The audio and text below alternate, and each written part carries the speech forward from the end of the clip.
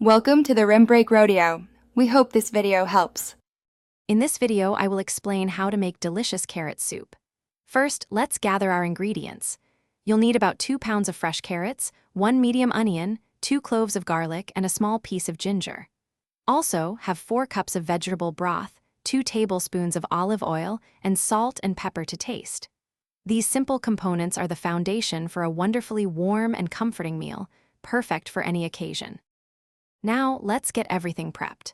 Begin by thoroughly washing, peeling, and then roughly chopping your 2 pounds of carrots into 1-inch pieces. Next, finely dice your medium onion and mince the 2 cloves of garlic. Don't forget to grate that small 1-inch piece of fresh ginger. Proper preparation ensures even cooking and allows all the flavors to meld beautifully, creating a smooth and delightful texture in your finished soup. Time to start cooking. In a large pot, heat 2 tablespoons of olive oil over medium heat. Add the diced onion, minced garlic, and grated ginger, sautéing for about 5 minutes until fragrant. Then, add your chopped carrots and pour in 4 cups of vegetable broth.